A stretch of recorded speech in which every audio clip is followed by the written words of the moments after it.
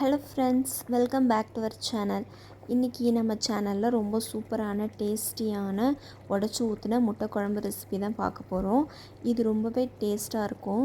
இது சப்பாத்தி, பூரி, இட்லி, தோசை, பரோட்டா எல்லாத்துக்கூடையும் வச்சு சாப்பிட்லாம். ரொம்ப ரொம்ப டேஸ்ட்டு சூப்பராக இருக்கும். இது எப்படி பண்ணலாம் அப்படின்னு சொல்லிட்டு இப்போ வீடியோக்குள்ளே போய் பார்க்கலாம்.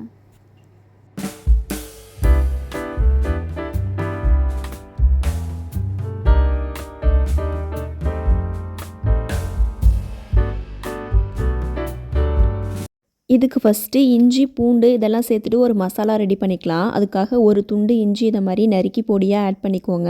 அதுக்கப்புறம் அதே அளவுக்கு பூண்டு ஆட் பண்ணிக்கலாம். நெக்ஸ்ட்டு ஒரு டீஸ்பூன் அளவுக்கு மிளகு ஆட் பண்ணிக்கலாம். 1 to 1.5 டீஸ்பூன் அளவுக்கு மிளகு ஆட் பண்ணால் போதும். அதுக்கப்புறம் ஒரு டீஸ்பூன் அளவுக்கு சீரகம் ஆட் பண்ணிக்கலாம். சீரகம் சேர்த்துட்டு ஒரு சின்ன ஏலக்காய் ஆட் பண்ணிக்கிறேன்.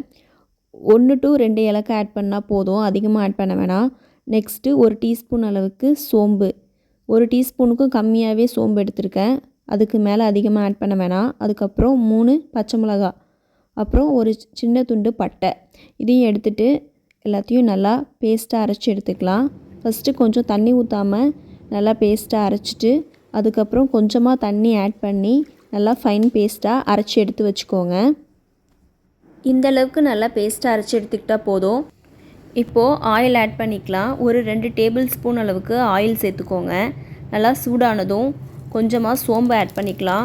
ஆல்ரெடி அரைக்கும் போது 1/2 டீஸ்பூன் ஆட் பண்ணியிருக்கோம். இப்போது கொஞ்சமாக தாளிக்கிறதுக்கு சோம்பு ஆட் பண்ணிக்கோங்க. நெக்ஸ்ட்டு 2 பிரியாணி இலை, அப்புறம் பொடியாக நறுக்கின பெரிய வெங்காயம் 1, இதெல்லாமே சேர்த்து நல்லா வதக்கிக்கலாம். ஒரு 2 மினிட்ஸ் நல்லா வதக்கி விட்டுக்கலாம்.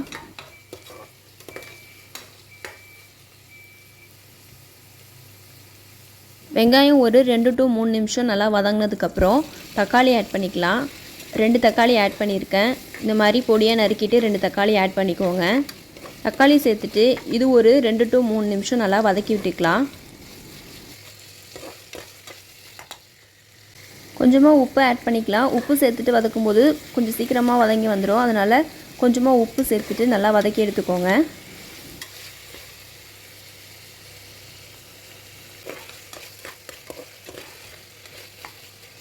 இப்போது தக்காளி நல்லா சாஃப்டாக குழைவாக வெந்து வந்துடுச்சு. இப்போது நம்ம அரைச்சி வச்சுருக்க மசாலா பேஸ்ட் ஆட் பண்ணிக்கலாம். இது எல்லாத்தையுமே இது கூட சேர்த்துட்டு இதையும் நல்லா வதக்கி விட்டுக்கலாம். ஒரு 2-3 நிமிஷத்துக்கு இதையும் நல்லா வதக்கி எடுத்துக்கணும். இது எல்லாத்தையும் சேர்த்துக்கோங்க. சேர்த்துட்டு இந்த மாதிரி நல்லா மிக்ஸ் பண்ணி விடணும். இதோட ரா ஸ்மெல் எல்லாமே போயிட்டு நல்லா வதங்கி வரணும். இது ஒரு 2 to 3 நிமிஷம் இதே மாதிரி நல்லா வேகட்டும். இப்போது 2 நிமிஷம் ஆயிடுச்சு. நல்லா பச்சை வாசனைலாம் போயிடுச்சு. இப்போ தேவையான மசாலா எல்லாமே ஆட் பண்ணிக்கலாம். மஞ்சள் தூள் 1/2 டீஸ்பூன் அளவுக்கு ஆட் பண்ணிக்கோங்க. நெக்ஸ்ட்டு குழம்பு மிளகாய் தூள் ஒரு 1.5 டேபிள் ஸ்பூன் ஆட் பண்ணிக்கிறேன். நீங்கள் குழம்பு மிளகாய் தூளுக்கு பதிலாக தனி மிளகாய் தூள் கூட ஆட் பண்ணி செய்யலாம். அப்புறம் கொத்தமல்லி தூள் நீங்கள் அப்போ அதிகமாக ஆட் பண்ணிக்கணும். நான் குழம்பு மிளகாய் தூள் சேர்த்துருக்கனால கொத்தமல்லி தூள் ஒரு 1/2 டீஸ்பூன் மட்டும் ஆட் பண்ணியிருக்கேன். நெக்ஸ்ட்டு ரெட் சில்லி பவுடர் கொஞ்சம் கலருக்காக ஆட் பண்ணியிருக்கேன். இது தேவைன்னா ஆட் பண்ணிக்கலாம், இல்லைன்னா இந்த ஸ்டெப்பு மட்டும் ஸ்கிப் பண்ணிக்கோங்க. இதெல்லாம் சேர்த்துட்டு நல்லா இது போல் மிக்ஸ் பண்ணி விட்டுக்கலாம். ஒரு 2 நிமிஷத்துக்கு நல்லா இது போல் மிக்ஸ் பண்ணிவிட்டு கொஞ்சம் குக் பண்ணி எடுத்துக்கலாம். அதுக்கப்புறமா தண்ணி கொஞ்சமாக ஆட் பண்ணிக்கலாம்.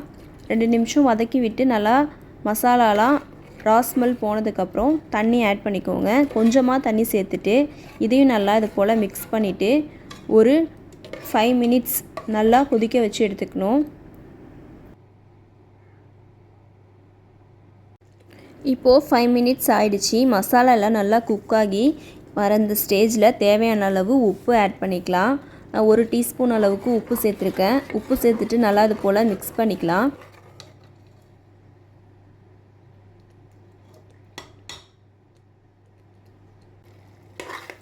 இப்போது இந்த டைமில் தேங்காய் பால் ஆட் பண்ணிக்கலாம். நான் ஒரு அரை மூடி தேங்காய் எடுத்துகிட்டு அதை நல்லா துருவிட்டு அரைச்சிட்டு இந்த மாதிரி ஃபில்ட்ரு பண்ணி எடுத்து வச்சுருக்கேன். இப்போ இது எல்லாத்தையுமே இது கூடவே ஆட் பண்ணிக்கலாம்.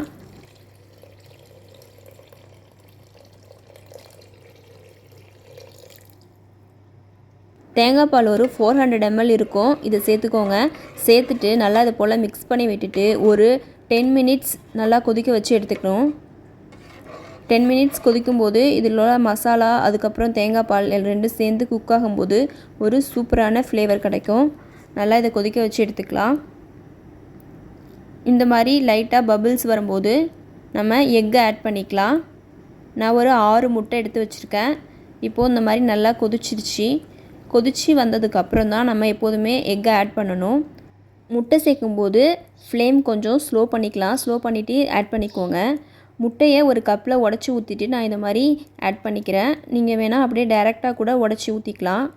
சப்போஸ் அப்படி ஊற்றும்போது முட்டையோட ஓடு வந்து போகிறதுக்கு சான்ஸ் இருக்குது. அதனால இந்த மாதிரி ஒரு கப்பில் ஊற்றிட்டு இந்த மாதிரி ஆட் பண்ணிக்கோங்க. எல்லா முட்டையும் இப்போ ஆட் பண்ணியாச்சு.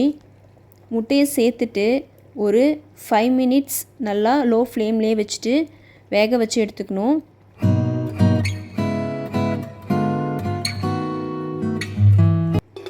இந்த மாதிரி மூடி வச்சுட்டு க்ளோஸ் பண்ணிவிட்டு ஒரு 5 to 7 மினிட்ஸ் நல்லா குக் பண்ணி எடுத்துக்கலாம். அவ்வளோதான், ரெடி ஆகிடுச்சு. இந்த மாதிரி ஜென்டிலாக மிக்ஸ் பண்ணி விடலாம். லைட்டாக மிக்ஸ் பண்ணி விட்டால் போதும். ரொம்ப மிக்ஸ் பண்ணோன்னா எல்லாமே கலந்துடும், குழம்போட உடஞ்சி போய்டும் ரொம்ப. அதனால் லைட்டாக மிக்ஸ் பண்ணிக்கோங்க. கொஞ்சமாக கருவேப்பிலை, கொத்தமல்லி இதெல்லாம் தூவிட்டு சர்வ் பண்ண வேண்டியதான். சூப்பரான டேஸ்டியான முட்டை குழம்பு ரெடி ஆகிடுச்சு. இந்த மாதிரி உடச்சி ஊற்றின முட்டை குழம்பு செஞ்சு பாருங்கள். சூப்பராக இருக்கும் டேஸ்ட்டு. இதே மெத்தடில் செய்யுங்க. பூரி, பரோட்டா, சப்பாத்தி எல்லாத்துக்கூடையும் வச்சு சாப்பிடலாம். ரொம்ப ரொம்ப டேஸ்ட்டாக இருக்கும். இந்த வீடியோ பிடிச்சிருந்துச்சுன்னா நிறைய லைக் பண்ணுங்கள், ஷேர் பண்ணுங்கள், அப்புறம் கமெண்ட்ஸ் பண்ணுங்கள். நம்ம சேனல் அப்படியே சப்ஸ்கிரைபும் பண்ணி ஃபாலோ பண்ணுங்கள். தேங்க்யூ.